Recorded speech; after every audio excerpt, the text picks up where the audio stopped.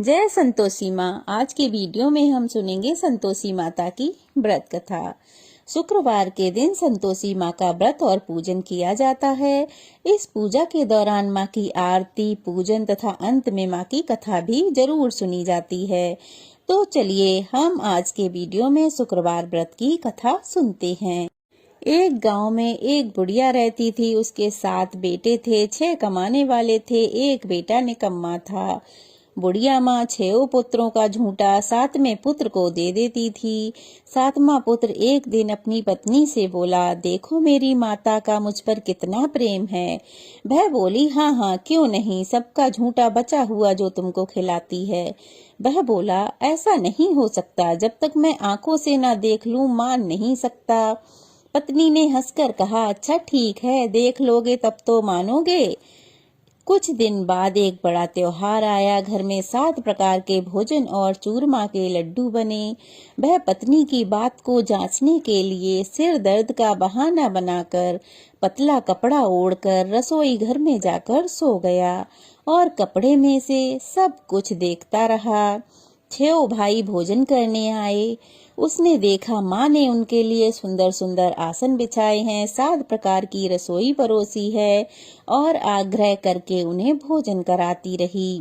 वह सब देखता रहा। 6 भाई भोजन करके जब उठ गए तब माँ ने उनकी थालियों में से लड्डुओं के टुकड़ों को उठाया और एक लड्डू बनाया। झूठन साफ कर माँ ने पुकारा, उठ बेटा, तेरे भाई भोजन कर गए हैं, अब तू ही उठकर भोजन कर ले। उसने कहा, माँ मुझे भोजन नहीं करना, मैं परदेश जा रहा हूँ। माँ ने कहा, कल जाना हो तो आज ही चला जा। वह बोला, हाँ हाँ आज ही जा रहा हूँ। यह कहकर वह घर से निकल गया। चलते समय उसे अपनी पत्नी की याद आई। वह गौशाला में कंडे थाप रही थी। वहां जाकर वह बोला, मेरे पास तो कुछ नहीं है तुम्हें देने को, यह अंगूठी है सो ले लो और अपनी कोई निशानी मुझे दे दो। वह बोली, मेरे पास क्या है, यह गोबर भरा हाथ है। यह कहकर उसकी पत्नी ने उसकी पीठ पर गोबर के हाथ की थाप मार दी। अब वह चल दिया। चलते चलते दूर देश में पहुंचा। वहां एक साहूकार की दुकान थी। वहां जाकर बोला, सेठ जी मुझे नौकरी पर रख लो। साहूकार को नौकर की जरूरत थी तो साहूकार ने कहा, काम देखकर तनख्वाह मिलेगी। उसने कहा, सेठ जी जैसा आप ठीक समझो। अब क्या था, उसे साहूकार के यहाँ नौकरी मिल गई। वह वहाँ दिन रात काम करने लगा। कुछ दिन में दुकान का लेन देन, हिसाब किताब, ग्राहकों को माल बेचना, सारा काम करने लगा। साहूकार के 7-8 नौकर थे। वे सब चक्कर खाने लगे, लेकिन उसने अपने लगन और परिश्रम और ईमानदारी से सभी को पीछे छोड़ दिया। उसे अपने किए का फल मिला। सेठ ने भी उसे आधे मुनाफे का साझीदार बना लिया। परिश्रम करते करते 12 बरस में ही वह नगर का नामी सेठ बन गया और उसका सेठ सारा कारोबार उस पर छोड़कर बाहर चला गया। इधर उसकी पत्नी पर क्या बीती वह भी सुनो। सास ससुर उसे दुख देने लगे। गृहस्थी का सारा काम करवाकर उसे लकड़ी लेने जंगल भेजते। इस बीच घर की रोटियों के आटे से जो भूसी निकलती उसकी रोटी बनाकर रख दी जाती और फूटे नारियल के नरेली में पानी रख दिया जाता। इस तरह दिन बीतते रहे। एक दिन वह जंगल से लकड़ी काट कर लौट रही थी कि उसे रास्ते में कुछ स्त्रियां संतोषी माता का व्रत करती दिखाई दी। वह वहां खड़ी होकर पूछने लगी, बहनों यह तुम किस देवता का व्रत करती हो और इसके करने से क्या फल मिलता है? इस व्रत के करने की विधि क्या है? यदि तुम अपने इस व्रत का विधान मुझे समझाकर कहोगी तो मैं तुम्हारा बड़ा एहसान मानूंगी। तब उनमें से एक स्त्री बोली, सुनो यह संतोषी माता का व्रत है। इसके करने से निर्धनता दरिद्रता का नाश होता है, लक्ष्मी आती है, मन की चिंताएं दूर होती हैं, मन को प्रसन्नता और शांति मिलती है। निपुति को पुत्र मिलता है, प्रीतम बाहर गया हो तो वह शीघ्र ही घर आता है। कुंवारी कन्या को मनपसंद वर मिलता है, चलता मुकद्दमा खत्म हो जाता है, कलह कलेश की निवृत्ति होती है, मुख शांति होती है, घर में धन जमा होता है, जायदाद का लाभ होता है तथा अन्य जो कोई भी मनोकामना हो वो सब संतोषी माता की कृपा से निसंदेह ही पूरी हो जाती है। अब वह पूछने लगी, यह व्रत कैसे किया जाता है, यह भी बताओ तो बड़ी कृपा होगी। वह स्त्री कहने लगी, बिना परेशानी और श्रद्धा प्रेम से जितना बन सके प्रसाद बना लें, 5.25 बना लें, 1.25 सेर तथा 1.25 आने तथा इससे भी एक कम या अधिक जैसी शक्ति हो वैसे गुड़ और चना लें। हर शुक्रवार को निराहार रहकर कथा कहना सुनना, लगातार नियम का पालन करना, सुनने वाला कोई ना मिले तो घी का दीपक जलाकर उसके आगे जल के पात्र को रखकर कथा कहना, परंतु नियम ना टूटे जब तक कि कार्य सिद्ध ना हो। नियम का पालन करना और कार्य सिद्ध हो जाने पर व्रत का उद्यापन करना। 3 मास में माता पूरा फल प्रदान करती हैं। यदि किसी के ग्रह खोटे भी हैं तो भी माता 1 वर्ष में उसको अनुकूल कर देती हैं। कार्य शुद्ध होने पर ही व्रत का उद्यापन करना चाहिए, बीच में नहीं। उद्यापन में 2.5 सेर आटे का खाजा तथा इसी अनुसार खीर तथा चने का साग बनाना, 8 बच्चों को भोजन कराना, जहाँ तक मिले देवर जेठ भाई बंधु कुटुंब के लड़के लेना, ना मिले तो रिश्तेदार और पड़ोसियों के लड़के बुलाना, उन्हें भोजन कराना, यथाशक्ति दक्षिणा दे माता का नियम पूरा करना। ध्यान रखना कि उस दिन घर में कोई खटाई ना खाए। यह सुनकर वह वहां से चल दी। रास्ते में लकड़ी के बोझ को बेच दिया और उन पैसों से गुड़ चना ले माता के व्रत की तैयारी करने लगी। रास्ते में संतोषी माता के मंदिर में जा माता के चरणों में लौटने लगी, विनती करने लगी, माँ मैं दीन हूँ, निपट हूँ, मूर्ख हूँ, व्रत के नियम कुछ नहीं जानती, मैं बहुत दुखी हूँ। हे माता मेरा दुख दूर करो, मैं तुम्हारी शरण में हूँ। माता को दया आई। एक शुक्रवार बीता कि दूसरे शुक्रवार को ही उसके पति का पत्र आया और तीसरे शुक्रवार को उसका भेजा हुआ पैसा आ पहुंचा। यह देखकर जेठानियां मुंह सिकोड़ने लगीं। इतने दिनों बाद पैसा आया है, इसमें क्या बड़ाई। लड़के ताने देने लगे। काकी के पास अब पत्र आने लगे, रुपया आने लगा है, अब तो काकी की खातिर बढ़ेगी, अब तो वह किसी के बुलाने से भी नहीं बोलेगी। बेचारी सरलता से कहती, भैया पत्र आए, रुपया आए तो हम सबके लिए अच्छा है। ऐसा कहकर आंखों में आंसू भरकर संतोषी माता के मंदिर में जाकर मातेश्वरी के चरणों में गिरकर रोने लगी। हे माँ, मैंने तुमसे पैसा नहीं मांगा, मुझे पैसे से क्या काम, मुझे तो अपने सुहाग से काम है, मैं तो अपने स्वामी के दर्शन और सेवा मांगती हूँ। तब माता ने प्रसन्न होकर कहा, जा बेटी, तेरा स्वामी जल्द ही आएगा। यह सुन खुशी से बाबली होकर घर में आ काम करने लगी। उधर संतोषी माता ने विचार किया, इस भोली पुत्री से मैंने कह तो दिया है कि तेरा पति शीघ्र ही आएगा, लेकिन आएगा कहाँ से, वह तो इसे स्वप्न में भी याद नहीं करता, उसे इसकी याद दिलाने मुझे जाना पड़ेगा। संतोषी माता ने उस बुढ़िया के बेटे को स्वप्न में समझाया, पुत्र तेरी घरवाली कष्ट उठा रही है। यह बोला, हे माता, यह तो मुझे मालूम है, परंतु मैं क्या करूं, वहां कैसे जाऊं। परदेश की बात है, लेन देन का सारा हिसाब किताब है, कोई नहीं जानता, मुझे तो जाने का कोई रास्ता ही नजर नहीं आता, आप ही कोई राह दिखाएं तो मैं वहां जाऊं। माँ कहने लगी, सवेरे नहा धोकर संतोषी माता का नाम ले, घी का दीपक जला दंडवत कर दुकान पर जा बैठना, देखते देखते तेरा सारा लेन देन चुक जाएगा, जमा माल बिक जाएगा, सांझ होते होते धन का ढेर लग जाएगा। वह अगले दिन सुबह जल्दी उठा। उसने अपने मित्र बंधुओं परिचितों को स्वप्न की बात बताई तो वे सब कहने लगे और उसकी खिल्ली उड़ाने लगे। तब उनमें से एक ने कहा कि हो सकता है यह सच्ची बात हो, जैसा माता ने कहा है तू वैसा ही कर। वह बोला, देखो भाई मेरी बात मानो, इस तरह साच झूठ कहने के बदले देवता ने जैसा कहा है वैसा ही करना, तो तेरा क्या जाता है। बूढ़े की बात मान वह नहा धोकर संतोषी माता को प्रणाम कर फिर दीपक जलाकर दुकान पर जा बैठा। शाम तक धन का ढेर लग गया। वह हैरान हुआ, मन में संतोषी माता का नाम ले प्रसन्न हो घर जाने के वास्ते गहना कपड़ा खरीदने लगा। सब काम से निपट कर घर को रवाना हुआ। उधर उसकी पत्नी जंगल में लकड़ी लेने गई। लौटते वक्त थक जाने के कारण संतोषी माँ के मंदिर पर विश्राम करने गई।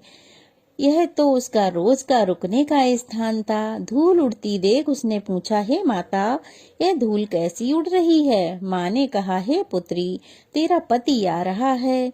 अब तू ऐसा कर, लकड़ियों के 3 बोझ बना, एक नदी किनारे रख, दूसरा मेरे मंदिर पर और तीसरा अपने सिर पर रख। तेरे पति को लकड़ी का गट्ठा देख मोह पैदा होगा, वह यहाँ रुकेगा, नाश्ता पानी बना खाकर माँ से मिलने जाएगा। तू लकड़ी का बोझ उठाकर जाना और बीच चौक में गट्ठा डालकर 3 आवाजें जोर से लगाना, लो सासू जी लकड़ियां लो, भूसी की रोटी दो, नारियल के खोपरे में पानी दो, आज मेहमान कौन आया है। संतोषी माँ की बात सुनकर वह बहुत अच्छा माँ कहकर प्रसन्न मन से लकड़ियों के 3 बोझ बना लाई। एक नदी के किनारे, दूसरा माता के मंदिर पर रखा। इतने में ही एक मुसाफिर आ पहुंचा। सूखी लकड़ी देख उसको इच्छा हुई कि यहाँ विश्राम कर लें, भोजन बनाकर खा पी लें, फिर गांव को चलें। इस प्रकार भोजन बनाकर विश्राम कर वह अपने गांव में आ गया। उसी समय बहू सिर पर लकड़ी का गट्ठा ले आई। उसने गट्ठा आंगन में डालकर जोर से 3 आवाजें दी, लो सासू जी लकड़ी का गट्ठा लो, भूसी की रोटी दो, नारियल के खोपरे में पानी दो, आज मेहमान कौन आया है। यह सुनकर सास ने अपने दिए हुए कष्टों को भुलाने के लिए कहा, बहू तू ऐसा क्यों कहती है, तेरा मालिक ही तो आया है, आ बैठ, मीठा भात खाकर कपड़े गहने पहन। पत्नी की आवाज सुनकर उसका स्वामी बाहर आया और उसके हाथ में पहनी हुई अंगूठी देख व्याकुल हो गया। उसने माँ से पूछा, माँ यह कौन है। माँ बोली, बेटा ये तेरी पत्नी है। आज 12 बरस हो गए जब से तू गया है, तब से सारे गांव में जानवरों की तरह भटकती फिरती है, काम काज तो कुछ करती नहीं, 4 समय आकर खा जाती है। अब तुझे देखकर भूसी की रोटी और नारियल के खोपरे में पानी मांग रही है। वह बोला, ठीक है माँ, मैंने इसे भी देखा है और तुम्हें भी देखा है, अब मुझे दूसरे घर की चाबी दो, मैं उसमें रहूंगा। माँ बोली, ठीक है बेटा, जैसी तेरी मर्जी, कहकर माँ ने चाबी का गुच्छा बेटे के सामने रख दिया। उसने दूसरा घर खोलकर सारा सामान जमाया। एक ही दिन में वहाँ राजा के महल के समान ठाट बाट बन गया। अब क्या था, वह सुख भोगने लगी। अगला शुक्रवार आया। उसने अपने पति से कहा, मुझे माता का उद्यापन करना है। पति बोला, बहुत अच्छा है, खुशी से करो। वह उद्यापन की तैयारी करने लगी। जेठ के लड़कों को भोजन के लिए कहने गई। उन्होंने मंजूर किया, परंतु पीछे से जिठानी ने अपने बच्चों को सिखाया, देखो रे, भोजन के समय सब खटाई मांगना, जिससे उसका उद्यापन पूरा ना हो सके। लड़के भोजन करने आए। खीर तो पेट भर कर खाई, परंतु याद आते ही कहने लगे, हमें कुछ खटाई खाने को दो, खीर खाना हमें नहीं भाता, देखकर अरुचि होती है। लड़के उठ खड़े हुए, बोले, पैसे लाओ। भोली बहू कुछ जानती ना थी, सो उसने उन्हें पैसे दे दिए। लड़कों ने बाजार जाकर उन पैसों से इमली खरीद कर खाई। यह देखकर बहू पर माताजी ने कोप किया। राजा के दूत उसके पति को पकड़ कर ले गए। उसके पति को पुलिस के सिपाही ले गए तो भाई भाभी झूठी बातें करने लगे। हमेशा लूट खसोट कर इसने यह धन इकट्ठा किया है। राजा के सिपाहियों ने उसे पकड़ लिया। अब जेल में पिटाई होने पर सब पता चल जाएगा। पत्नी यह बात सुन नहीं सकी और रोती हुई माताजी के मंदिर में गई। वह कहने लगी कि माँ, यह तुमने क्या किया, मुझे क्यों रुलाया। माँ बोली, बेटी तुमने उद्यापन कर दिया और व्रत भी बिगाड़ दिया। इतनी जल्दी तुम सारी बातें भूल गईं? वह कहने लगी, मैं माँ भूली तो नहीं हूँ, ना ही कोई पाप किया है। लड़कों ने मुझे भुला दिया और मैंने भूलकर उन्हें पैसे दे दिए। मुझे माफ कर दो माँ। माँ बोली, क्या कोई ऐसे भूल हो सकती है? ऐसे भूल की जाती है? वह बोली, माँ मुझे माफ कर दो, मैं तुम्हारा उद्यापन फिर से करूंगी। माँ बोली, अब कोई भूल ना करना। वह बोली, अब कोई भूल नहीं होगी। माँ अब बताओ कि वह कैसे आएंगे? माँ बोली, जाओ बेटी, रास्ते में तुम्हें तुम्हारा पति आता हुआ मिलेगा। वह वहां से चली गई और रास्ते में उसे उसका पति मिल गया। उसने अपने पति से पूछा, तुम कहाँ गए थे?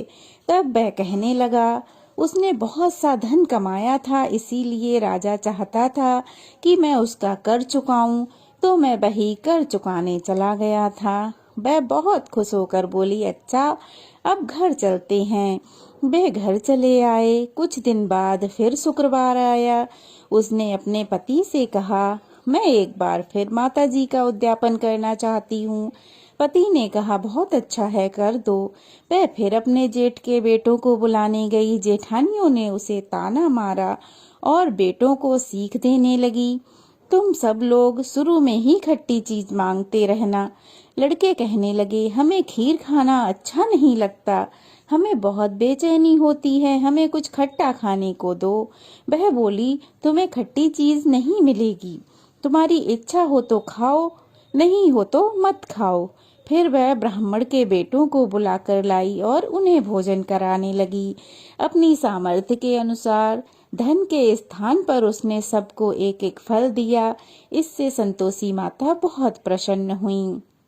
नए वर्ष में माता के आशीर्वाद से उसे चांद जैसा पुत्र प्राप्त हुआ।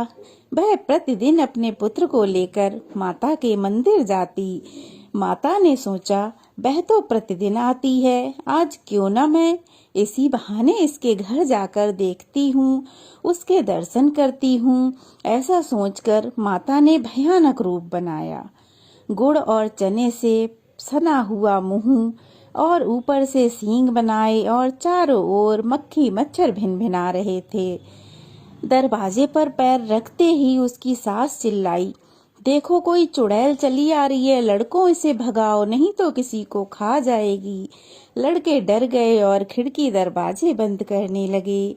बहू ने एक खिड़की से देखा तो खुशी से पागल जैसी चिल्ला रही थी, आज तो मेरी माँ मेरे घर आई है, आज तो मेरी माता जी मेरे घर आई है।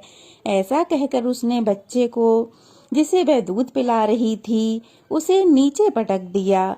इस बीच सास को गुस्सा आया और उसकी सास कहने लगी, ऐसी भी तू क्या उतावली हुई है जो बच्चे को ही पटक दिया।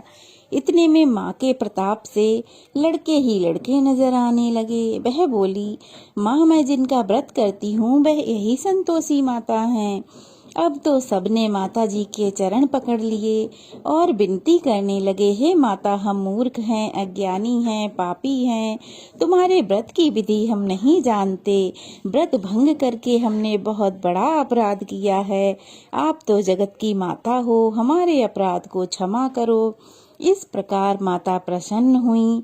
बहू को प्रसन्न होकर ऐसा सुंदर फल दिया, वैसा ही हे माता सबको फल देना। जो इस कथा को पढ़े अथवा सुने उसके सब कार्य सिद्ध करना, और जैसा बहू को फल दिया वैसा ही कथा पढ़ने सुनने वाले को सबको देना। तो यह थी संतोषी माता की व्रत कथा।